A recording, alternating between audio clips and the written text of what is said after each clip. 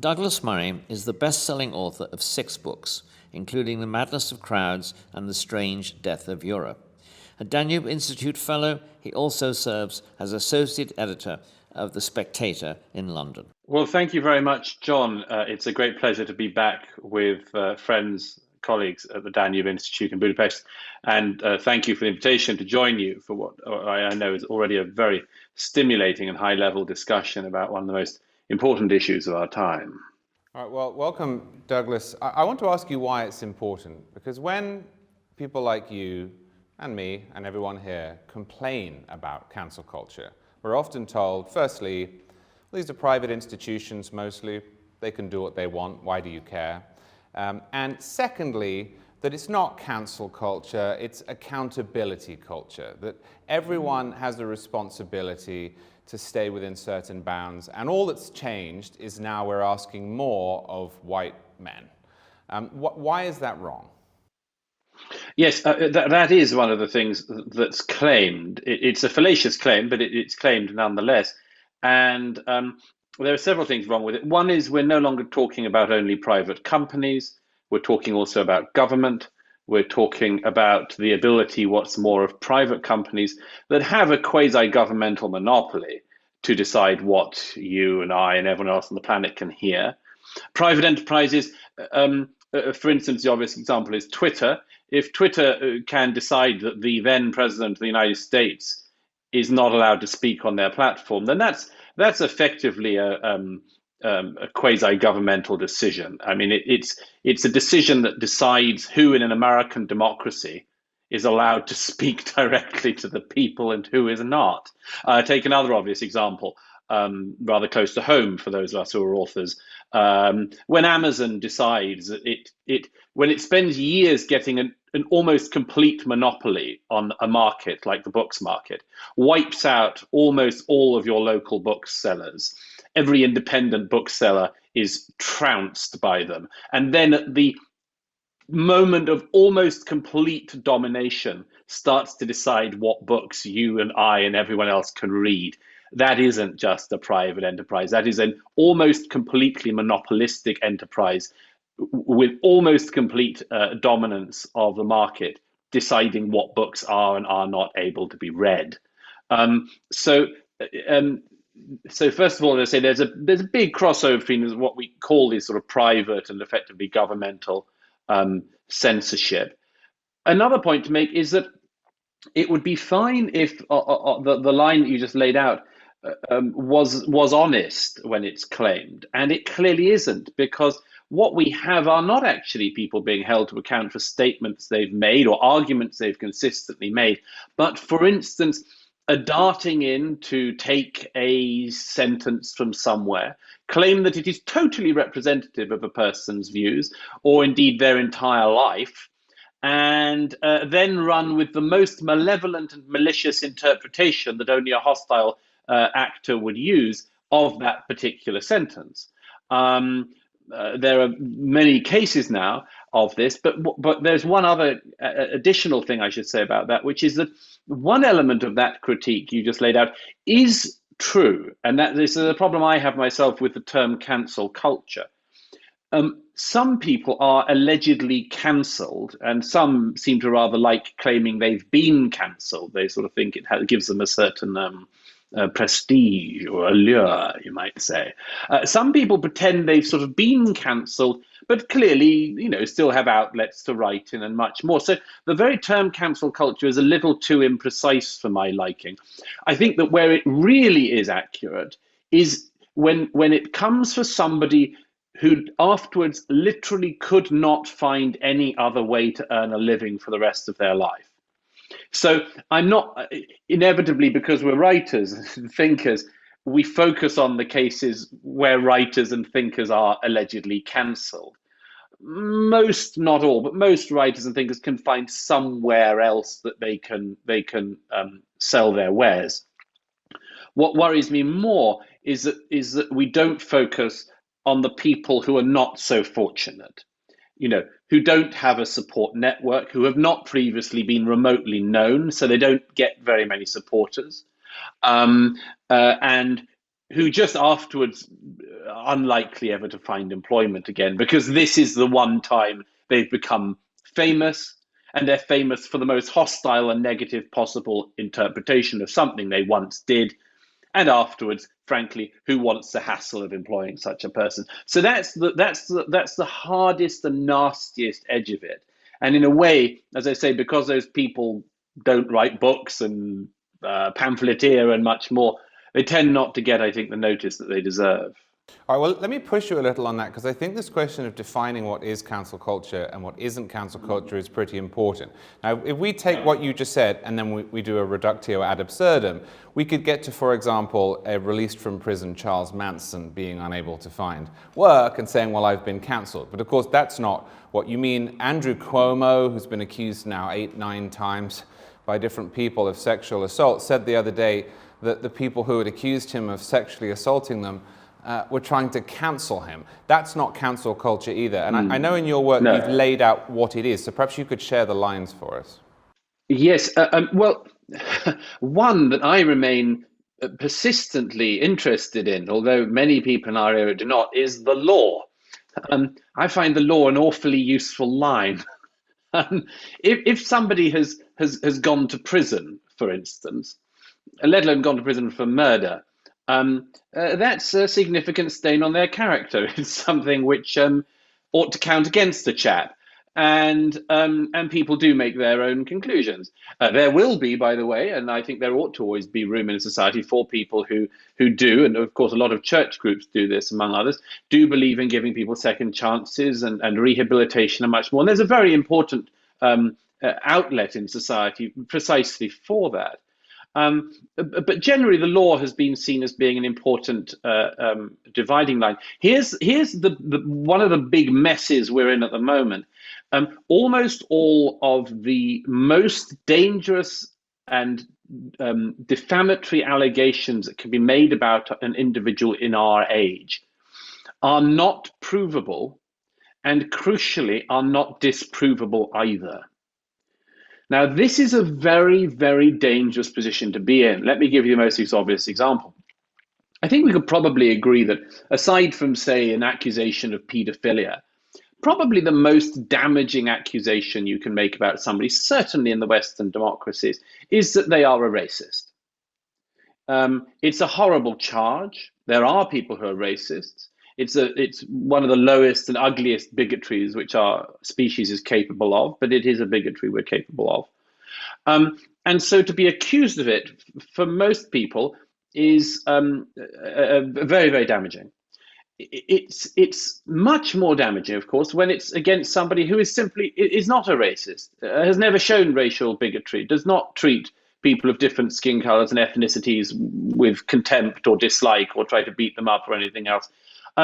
So when the charge is leveled, it causes significant upset. Now, the people who throw this charge around now have a lot of extra tools in their armory. They say that when you're upset by this, you're simply demonstrating white fragility, for instance. So the best thing to do is simply to confess that you're a racist. And everyone who's studied the history of witch dunking will be familiar with this particular rhetorical turn. But the interesting thing about this, and this is something that Roger Scruton and I talked about a fair amount in the last year of his life, because it concerned him deeply, and it concerns me, is what is one to do in a situation where you have a culture where you have this extraordinarily damaging tool, and the allegation cannot be proved? By the way, you can tell that because the adherents of cancel culture, the people who like to use it, say things now like a proven racist or known racist. That's another favorite. As if this was proved in a court of law. And established in a court of law. But here's the thing, that when they throw it around, the person against whom it is used has no way of disproving it. They can say, but I'm not a racist, and then people pull the Robin DiAngelo trick and say, haha, that's exactly the sort of thing a racist would say. And there's no way out. You could show, there are very prominent examples of this. You could show, as various people have, well, I'm married to a black woman, for instance. That's just the sort of thing a racist would do as cover. But I have black children and mixed race children. Aha, even further undercover, and so on. To the extent, of course, now that we have black people being called racist by other black people, and they're expected to dig their own way out of this accusation. This is an extraordinarily stupid position for a society to have got stuck in.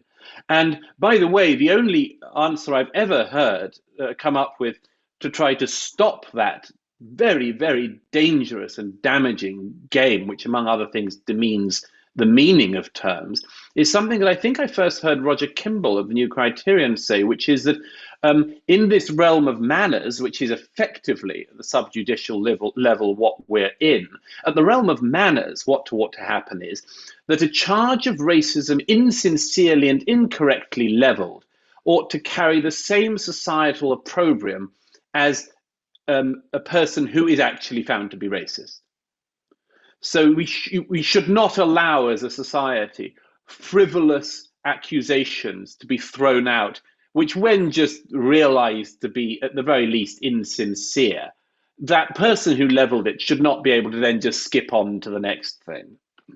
So on that vein, let me ask you one more thing and I'll hand over to Rod. But what should we do? There are people who have either participated actively in cancel culture or who, despite having been in a position of authority or influence, have refused to condemn it or have even encouraged it from the sidelines, who then themselves get cancelled.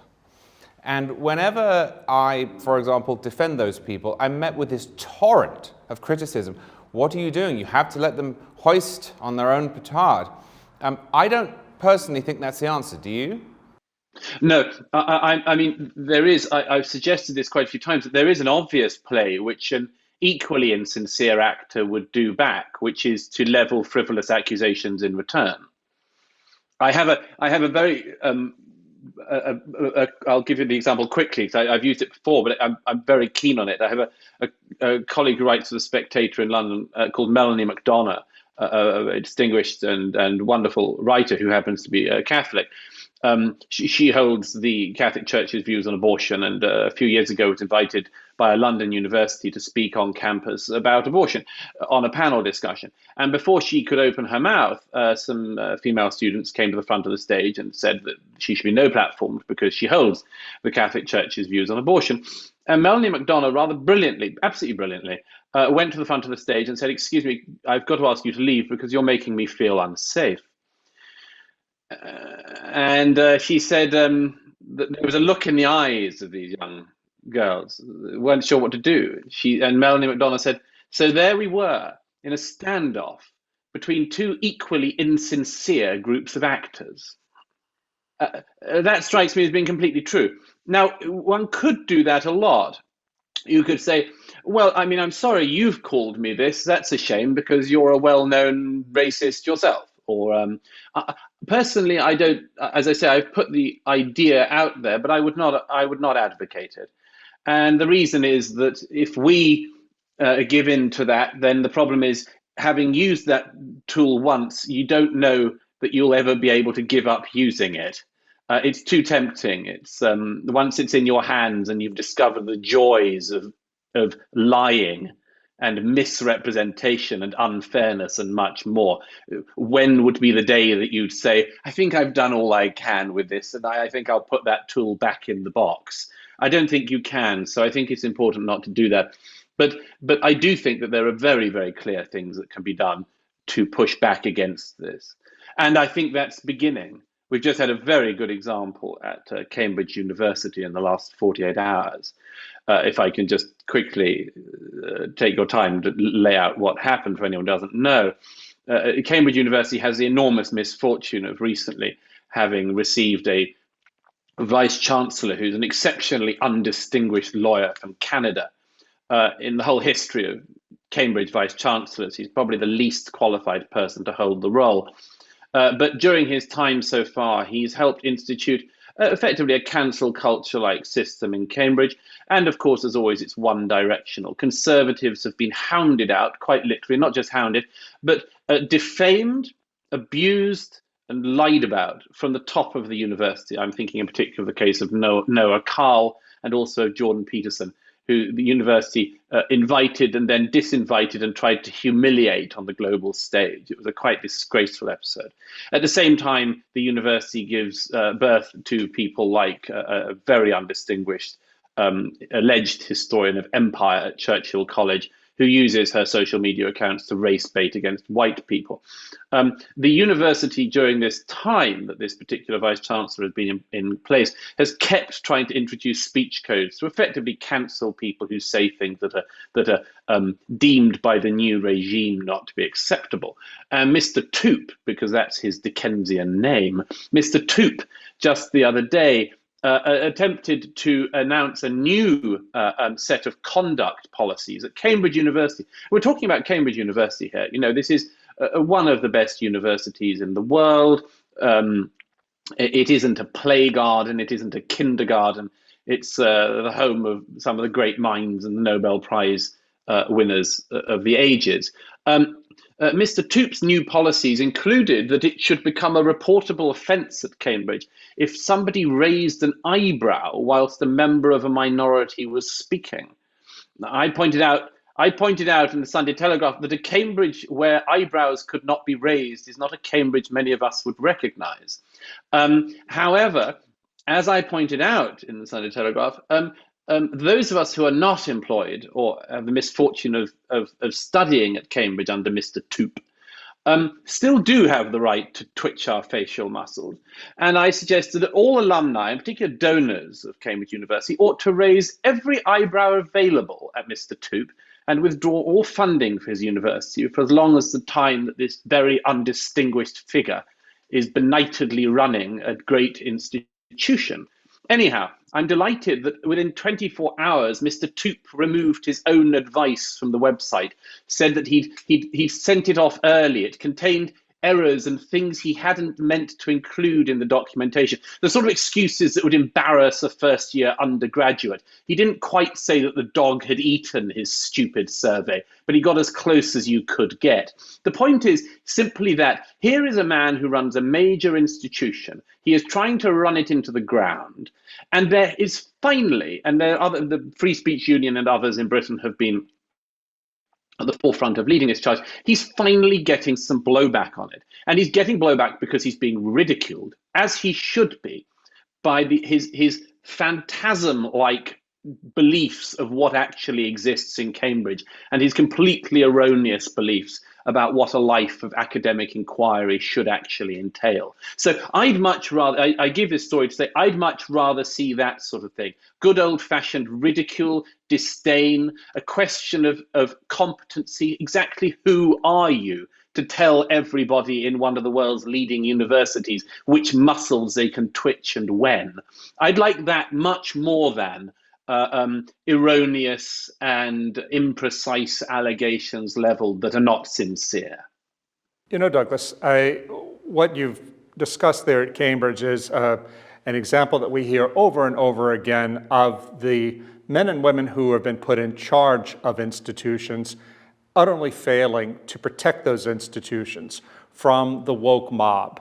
You can, in publishing, for example, last summer in the US, Woody Allen's memoir was canceled after a group of 20-year-olds at Hachette raised hell about it and sobbed and said, we can't publish this because he's been accused of molesting his daughter, something he vigorously denied, something that has never been proven. But Hachette folded in the face of this young mob. This has happened at the New York Times, at the Washington Post, over and over and over again. The baby boomers who are in charge of the institutions will not defend the interests of the institutions and will not defend liberal principles. And we see this as a generational conflict. I've heard before, too, from academic friends that they feel relatively safe, conservatives, relatively safe as long as the baby boomers are in charge of the departments, but let the post-boomers come in and they're the absolute Bolsheviks. So my question to you is, give me your analysis of the role of the managerial elites in managing the decline and fall of their institutions. Yeah, this is obviously the pattern at the moment. The pattern is that people do not wish to defend the institutions which they have been given governance of, which have been, they don't regard it as being that their job is to continue to hold some of the great treasures of our civilization in their hands and to pass them on to the next generation. They don't see it like that. They see it as a once in a lifetime opportunity to fundamentally realter and reorientate.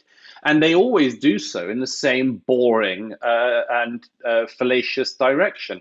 It's all, I'm afraid, a spillover from America's culture wars, which has flooded across the Western world.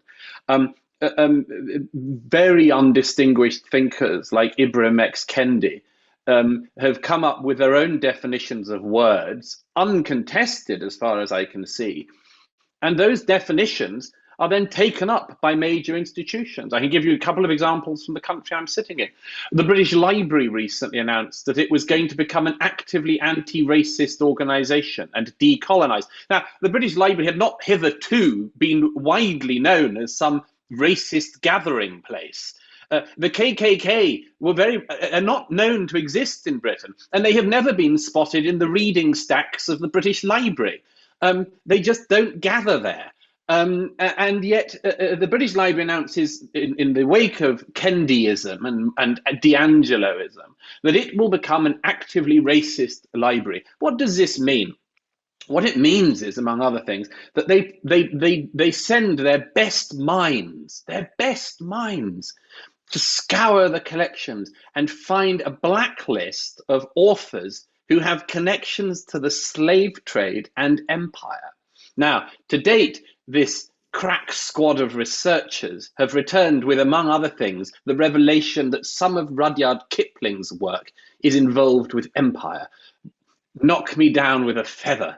Nobody could have known that. This requires years of research by these subliterates at the British Library. But let me give you some other examples. They claimed, that the late poet laureate Ted Hughes should be on the list. Why should Ted Hughes be on the list? He's born in 1930, he dies in 1998. It's true that he was a child when the empire was still going on, but he was far too young. He was in short trousers to have any meaningful role in the running of the British Empire. They put him on the list because they claimed that an ancestor of his from the 16th century had been a slave trader. Now, it happens that the person in question, Nicholas Ferrer, was, first of all, not even an ancestor of Ted Hughes. Ferrer died without any children, so the British Library's information was wrong on that count. Point number two, Mr. Ferrer had himself published a pamphlet in his lifetime condemning the slave trade. So what are we to do when an institution is so run by ignoramuses, so incapable of even the basic elements of research, that they can come up with blacklists and put people on them when they haven't even done their work? But I mention this because, and I could give other examples, the Royal Academy of Music in London has just announced that it also is going to be an anti-racist organisation. It is going to decolonise. What does this mean? It claims that it's going to decolonise its collection of instruments. Who knew?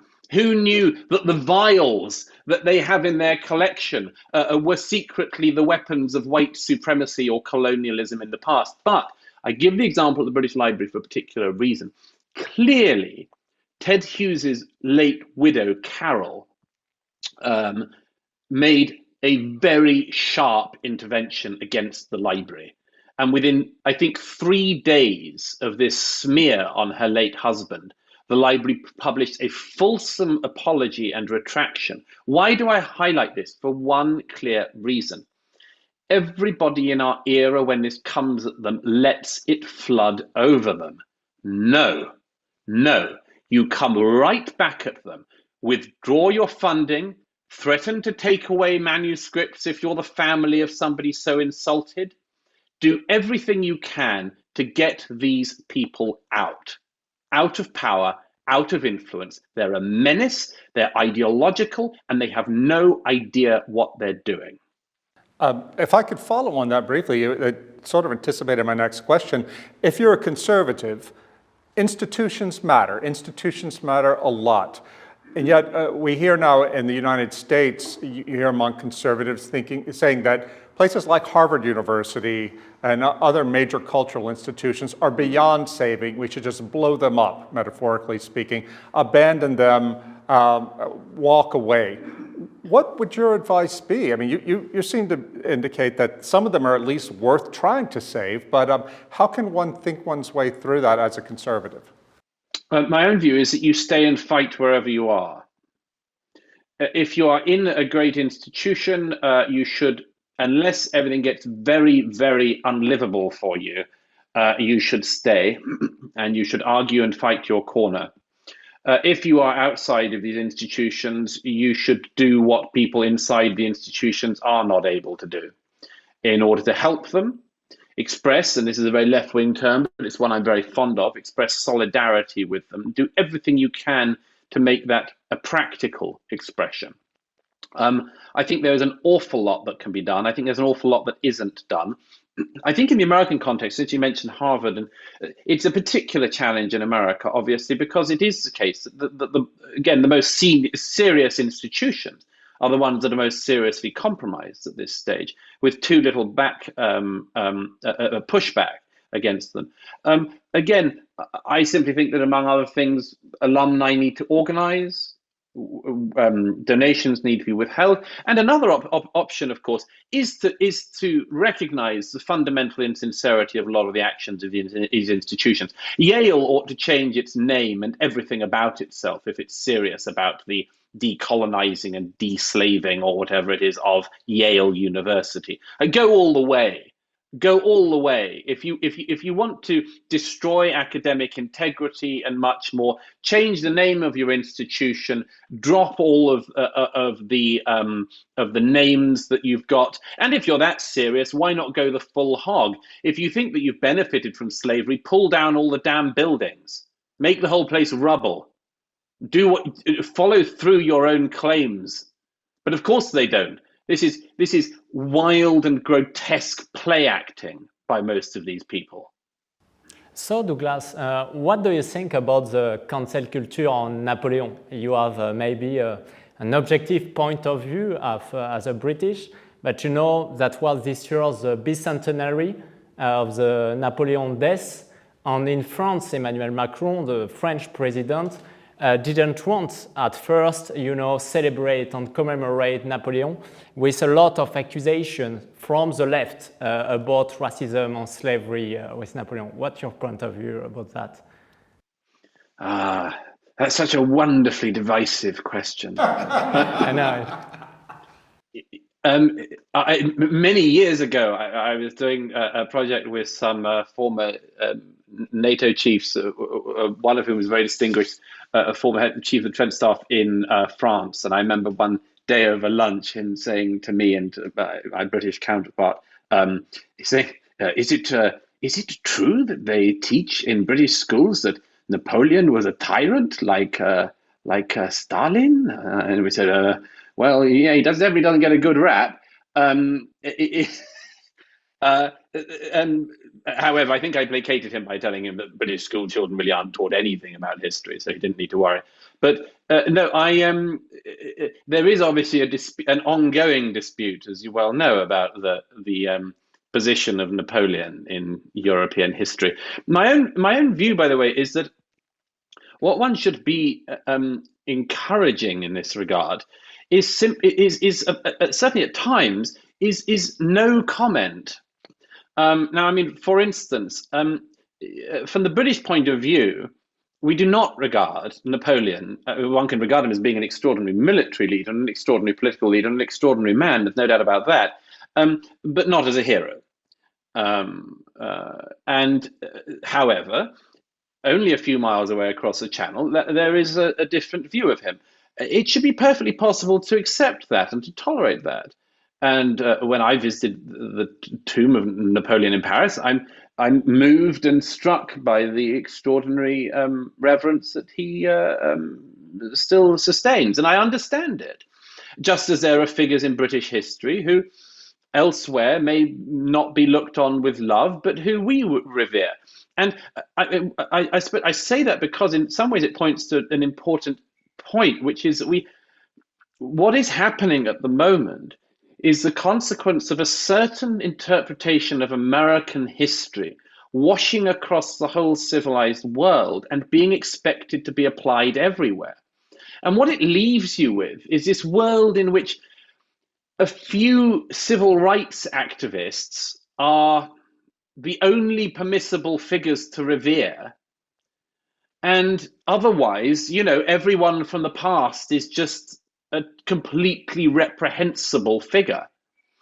And I think it's much more complicated than that and much more nuanced, and it changes from country to country. The country you're sitting in Hungary, has very, very interesting internal discussions about elements of its own history, which outside often seem either completely straightforward and Hungarians are on the wrong side, or otherwise sort of unnuanced from the outside. And if you spend any time in Hungary, of course, as you all know, there are very, very tricky corners in the country's history, which the country is still navigating, as we're all navigating our histories. And I think there is something quite wrong about an outside force, let alone the same boring and ill-informed outside source, forever telling the rest of the world exactly how it should interpret its own past. So, Douglas, if we could take this question of historical figures and add another leave to the question I asked earlier about what is cancel culture and what's not. I don't know to what extent you agree with this. There was this short-lived push a few years ago to get rid of Trafalgar from Trafalgar, Nelson from Trafalgar Square. And the reason was, obviously, connections to slavery. But it struck me at the time that that's not really why Nelson is revered in Britain. No one says, well, we love Admiral Nelson because of his connections to slavery. I mean, we love Admiral Nelson because, he beat the hell out of the French. Whereas in Jacksonville, Florida, where I now live, there is a statue of Alexander Stephens next to the courthouse. Now, there was a protest during last summer's riots, although there weren't riots in Jacksonville, and one of the players for the Jacksonville Jaguars said, look, this is a courthouse, this is public land, this is supposed to be the place where justice is dispensed. And this guy was explicitly, the reason we know who he is he was explicitly a white supremacist. He was explicitly opposed to the humanity and equality of African Americans. Do you see those two things as being different? Because there is at the moment a real move to take down statues, and some of them are tangential. The poet laureate you mentioned, he wasn't involved in slavery himself, he didn't write anything racist. But some of them are actually there because they were committed to a certain set of principles. Well, you know much better than me about this, Charles, but I think that the particular complexity in the United States is effectively state rights versus national rights. I think I'm right. In a way, this is the problem, because I would answer in a national context that it is for a country to decide what of its own past it ought to revere and what not. And obviously people on the international stage can say, we think that it is wildly wrong for you to put up that statue. For instance, in Dublin, there is a statue to a Nazi. It gets very little attention, but it's the only statue to a Nazi in the West that I know of. I'm thinking of Sean Russell. He died on a German U-boat. He was a leader of the IRA. And Sean Russell's statue stands in a park in Dublin, and nobody from outside seems to take much interest in it. I think there should be outside interest in it, and I think it's perfectly permissible. But if they want to continue to revere an IRA-loving leadership Nazi, then I'm afraid, I suppose it just speaks of them, and I think it does. I think likewise, I would not want the French, no insult to our colleague, I would not want the French to decide which statues ought to stand in London, because it's a matter for the British. But this comes to the root of your question, which is, in a way, the problem in America is there are particular states with their own histories, their own pride and more. And there is obviously in America a problem that there are very, very deep differences of opinion across the whole of the republic, and that this is an ongoing tension.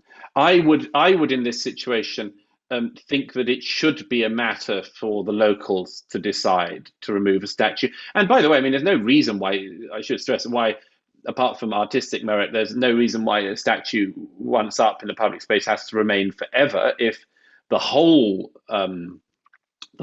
view of history changed, for instance, or the whole interpretation of that person changed. I think you should remove such things with enormous care, because your own age might be the one that's got it slightly wrong. I think, by the way, the Cecil Rhodes scandal in Oxford is a pretty good example of that. Caution is best. But I think it is for people who live in the area to decide. And I think there is a tension, if not something quite wrong, about people from another side of a continent deciding for you what you should revere. But so I don't like the example you give. I mean, as I said, the example you give is something I don't like, would not want to revere. But I think one has to be very careful telling people not to do so. I mean, after all, and it's a point I've made, it's a somewhat controversial point, but if we're going to go for slave owners, there is a founder of a very major world religion who was a slave owner. Fortunately, there aren't statues to him, or indeed cartoons. But it is one of the examples I sometimes give to remind people that you don't want to run this juggernaut all the way. You know, Douglas, you mentioned Amazon earlier deciding that it won't sell certain books, and in effect making the decision for all of us because of Amazon's immense market share. You know, as you're a writer, I'm a writer, we understand that Amazon, at least in the US, has such immense market share that if it decides, uses its liberty to decide that it simply doesn't want to sell this kind of book, then those books won't be published, because no publisher can afford to come out with a book that will not be sold by Amazon. So I find myself wondering, you know, is it possible to fight using the tools of liberalism these sorts of decisions, which have ultimate effect on our liberal democracy? Or do we have to allow ourselves to use illiberal tools to defend liberal democracy? Or is this just, is that like taking the ring of power? And you know what I'm saying? The Amazon one is obviously on minds like ours. But to my mind, and there may be some disagreement among us, depends the extent to which we have free marketeers or libertarians among us. To my mind, this situation should never have arisen for one particular reason. Any other business at any previous time in recent decades would have been put before what we in Britain call the Monopolies and Mergers Commission. And it would not have been allowed to become this.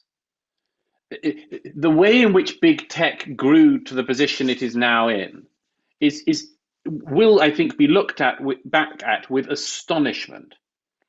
In the 1980s in the UK, if you had one major high street firm that dealt in a particular range of goods and you sought to buy up another, you would be hauled before a parliamentary committee and questioned on every detail of it. The point being that there was a very sensible attempt to ensure that whilst the market was free, it was not able to be completely dominated by, for instance, a single player. Now that seemed to me, I mean, there are people who have bad stories of monopolies and mergers commissions in that period, and there were mistakes that were made and there were fine judgment calls within it. But there is no way that, for instance, it should have been possible for the planet to end up with a single bookseller. As I say, I mean, many free marketeers think that any intervention in the market is somehow spoiling the whole thing and twisting the invisible hand. I don't think it is in these situations. I don't want there to be one gas supplier in a country or one electricity supplier, and I don't want there to be one book supplier. And that's the situation we've effectively got to. And that's why it's so devastating that at this point of almost complete dominance, such companies then decide to flex their ideological muscles. It's the same with Facebook. It's the same with YouTube. It's the same with Twitter. And I think it's our own fault for allowing this to happen. Well, I'll give you perhaps a better example. In the US right now, as you may be aware, there are various state legislatures that are passing laws, or at least considering laws, that would ban the teaching of critical race theory in state schools. Here in Hungary, a couple of years ago, the government withdrew accreditation for and funding for gender studies programs in their universities. I would have been the sort of person who 5-10 years ago would have said, look, I don't like the gender studies programs, but the state should not get involved in telling universities what to do. Similarly about critical race theory.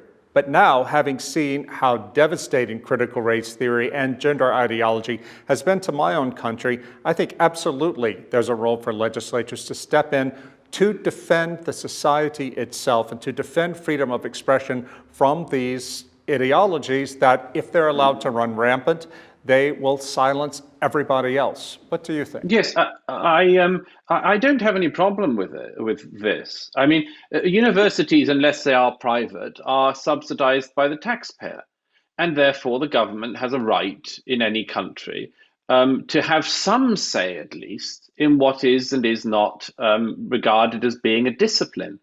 If people wanted to pursue a DPhil in homeopathy, I would say they could do so at their own expense, but they're not getting a penny of my taxpayer pounds. Likewise, if somebody wants to study one of these so-called social sciences that are neither social nor sciences, they should, I think, not be supplemented by the taxpayer in many of these cases. And there are quite a lot of reasons for that. One is that they're not studies. They're not disciplines. They are at best voodoo. And I don't see any reason why the taxpayer should subsidize voodoo studies. And at their worst, they are actually simply highly politicized missiles aimed at the society which nurtures them. I see no reason why the taxpayer should subsidize these things.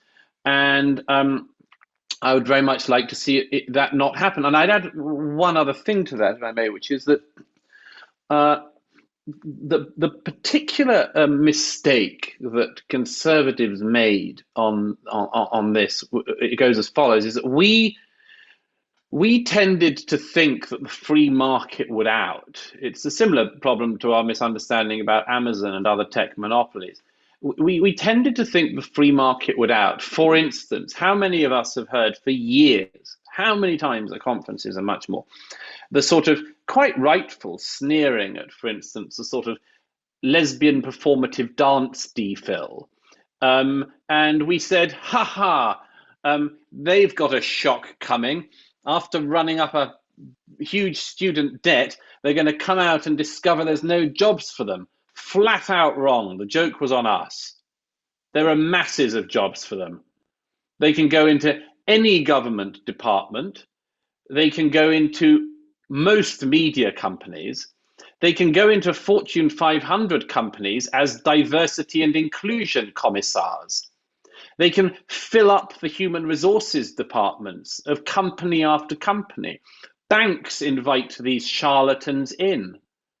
Major companies and corporations invite in completely uneducated demagogues to come in and tell them how to make their companies less profitable.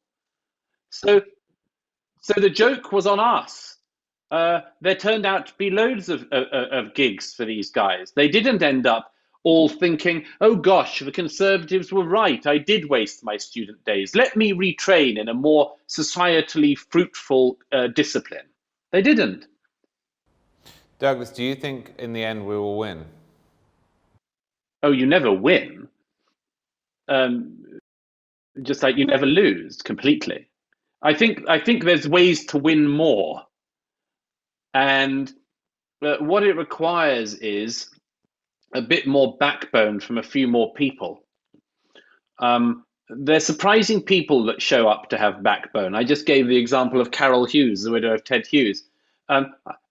It's strange that one relies on a poet's widow to show some backbone, but there we are. Good. people with principles crop up in extraordinarily surprising places. And so my own view is that as long as more people simply say, no, how dare you, and who are you? Who are you to tell us what to do? The more that happens, the more doubt will be sown.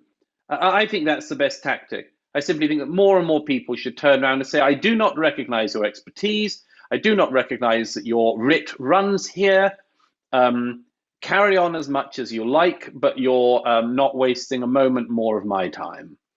And if that happened, I think that people would see through this voodoo and its practitioners and would see that their magical spells, including their magical spell words, do not work. And a related question, at what level is this problem? Is it a problem in the British public at large? Is it a problem in the elite institutions you just mentioned, in which people who have degrees in lesbian basket weaving give their seminars? Is it a problem in Parliament? What's the root of it? It's a problem of a minority, no doubt about that. It's a minority issue, which has an extraordinarily prominent sway, as you all know, among people who are in charge of major institutions. There's one particular reason for that, of course, which is that when this most divisive sort of CRT and other stuff comes at people, generally speaking, it's not something they know about or have studied particularly, and they're just caught in the headlights and they panic and they say, I'll give you whatever you want. That's why it's a classic shakedown tactic. Most people, even who aren't ideological, that's how they get caught. And I think those people are able to be pushed the other way quite easily if there are enough people with a bit of guts. But yes, it is a minority thing, with one addition, which is something that Rod referred to, of course, which is the people coming up next. That's certainly the case in industries I know about well, like Rod. I mean, the publishing industry is one. It's the people who are coming up who actually do think that we live in wildly racist societies where the KKK gathers in the bookshelves and all of that stuff. They actually do think of it like that. Some of them are insincere, of course, but some are so sincere about it that they're positively oozing sincerity about it. One of the other famous cases, other than the one that Rod just mentioned, is of course the J.K. Rowling affair, where it was 150 people at the publishing house who said they couldn't work at a publishing house which published J.K. Rowling's new, I stress, children's book called The Ichabod. Now, as I pointed out in defense of the CEO of Hachette for the right to publish that book, what you should do is to turn around and say, if you cannot cope with the Ichabod, it's possible that not just this business, but life isn't really for you. It's going to be difficult for you if the Ichabod causes breakdowns. So they should have been fired. They should have been Reagan airport workered, and their job should have been made available the next morning. That's obviously what should happen. It didn't happen, but I mention it because almost all of those signatories, as I understand it, were members of staff who are under the age of 30. And that's not just a thing of clubbing together. It is that's where you find people who really do think things like free speech is a right-wing dog whistle word. And that, people who question certain things are so incredibly dangerous and evil and likely to cause mass murder now that we just cannot tolerate their speech. These, as I say, mainly younger people, have got a totally erroneous interpretation of their own societies. They've been taught it through the schooling system and through the education system as a whole. They aren't fit for purpose in society because they have so completely misunderstood the societies they're in.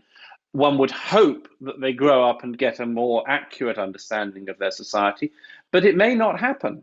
And it may be that in a few decades' time, when these people are in charge, rather than simply the bully boys of these industries, that something else has to happen, and that other institutions will have to spring up, that there will be other answers that we have to come to, because when those people do come to power, if they do, these are the people who believe that words are violence and that silence is violence, but violence is a perfectly permissible tool. And I particularly don't want to be in any profession where these people have dominance. All right, well, let's hope you do stay in your profession, Douglas. Thank you so much for joining us this afternoon. It's a great pleasure to see you all. Thank you.